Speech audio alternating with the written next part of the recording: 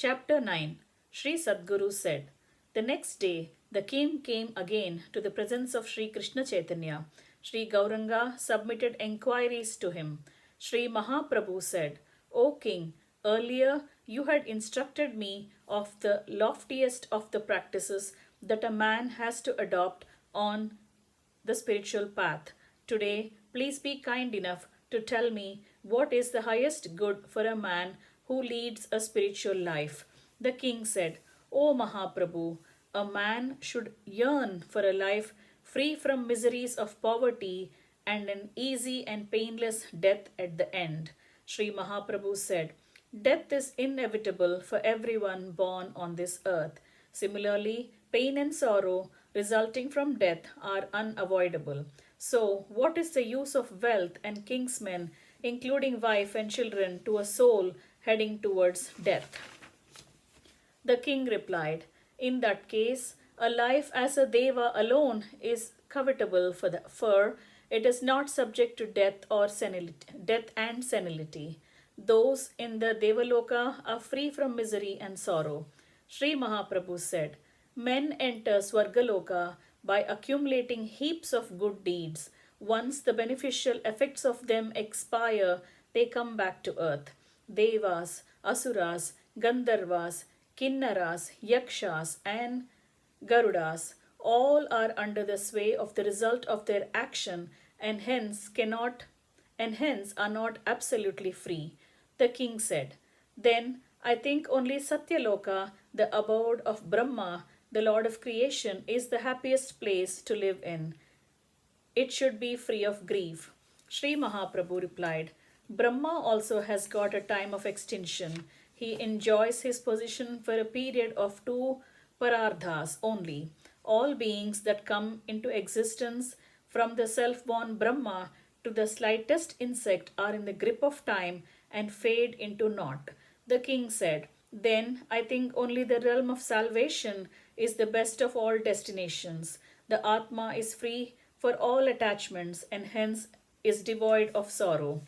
Sri Mahaprabhu said, O sir, in the realm of salvation, there is no opportunity for a devotee to serve the lotus feet of the king as his servant.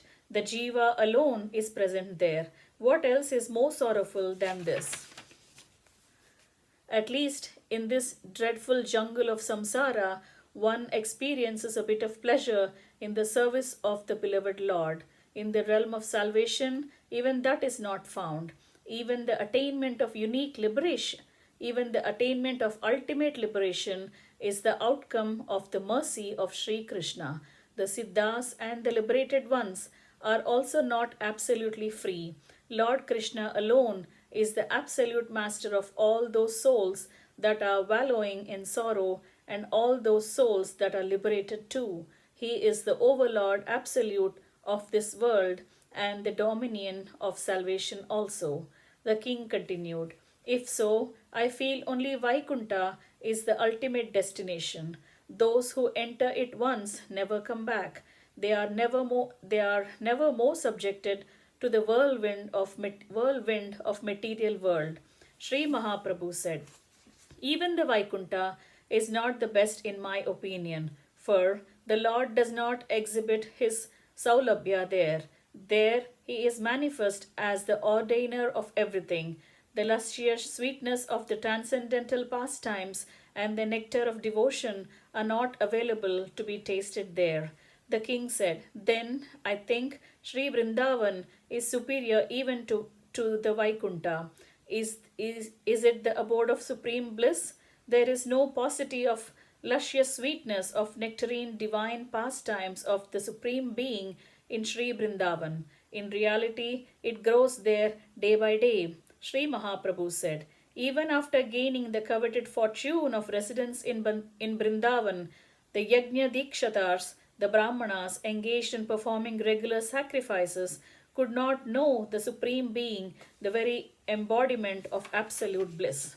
The king replied, loving devotion to Sri Krishna, the Supreme Being, is the ultimate goal. The hearts of those devotees who nurture ineffable love for Sri Krishna is in reality the holy Vrindavan wherein dwells the Lord. Sri Mahaprabhu said, nurturing loving devotion in one's heart is the ultimate goal of life. The devotion manifests in five mellows, that is, parental love, friendship, conjugal love, servitorship, and neutrality, serene tranquility. O King, you have spoken out the truth in sweet and interesting manner. Krishna Prem is the highest reward of all spiritual practices. Pray, be gracious enough to tell me that which is the best of the five rasas, emotional moods or mellows, like Vatsalya. I long to hear about this. The king said, O Mahaprabhu, I consider only neutrality, Shantabhava, as the sublime emotion. O Master, why do you pretend to be ignorant of the truth and question me like this? Sri Mahaprabhu said, those who try for salvation nurture only Shantabhava and worship God with devotion. They do not take delight in the nurturing of Prema Bhakti Rasa. The saintly men worship God as their own manifestation, as the indweller in the mood of Shantabhava, which is not opposed to contemplation of the Atman. The king said, considering oneself as the humble servant of Sri Krishna is the best of all spiritual attitudes. When the relationship is that of the master and the servant, loyal affection towards the Lord is enhanced. Sri Mahaprabhu said, though the omnipotent and the absolute master is quite loving, the servant cannot help feeling that he is the slave of everything. He is the slave of him, and hence he cannot avoid the fear that results from this relationship. The king said, the emotion of parental love is the best of all mellows. By Vatsalya Rasa, one could bind that supreme being to the wooden motor with a rope of love. Sri Mahaprabhu said, though Sri Krishna is the eternal absolute sovereign being, still he has to limit the exercise of his sovereignty. The king said, Sakya Bhakti, friendly love, should be the best of all of them, for that exhibits the true blossom love between the two friends and involves a sense of equality. It gives room for unhesitant leelas of Sri Krishna and allows a free flow of exchanges with him. Sri Mahaprabhu said, certain divine pastimes are quite confidential. Even friends are barred from partaking in them. Hence, the Sakyabhava is not enjoying complete freedom in their relationship with the Lord. Sri Sadguru said, the king, an illustrious devotee, bent his head down, feeling embarrassed when he was further questioned by Sri Chaitanya Deva about bhakti. He did not disclose the highest spiritual truth that was there in his mind, but Sri Mahaprabhu continued his entreaties. Sri Mahaprabhu said, O king, you know everything. You know that I do not deserve the knowledge of sublime secret of bhakti rasa. Hence, you did not disclose that to me.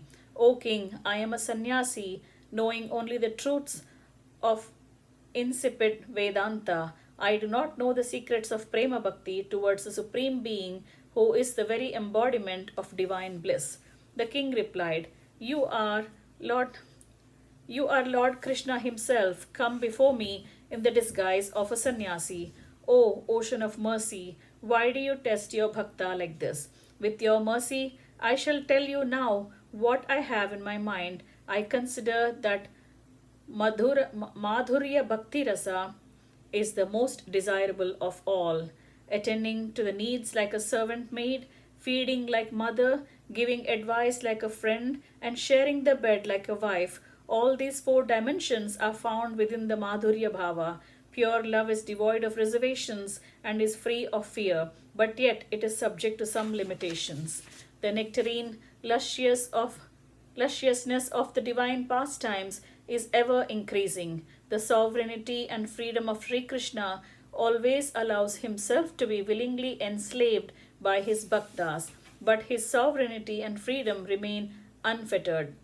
The Sadgurus continued, when the king was saying this, Sri Gauranga experienced unlimited ecstasy and embraced him again and again. Having thus spoken, the king, a noble bhakta, lost consciousness.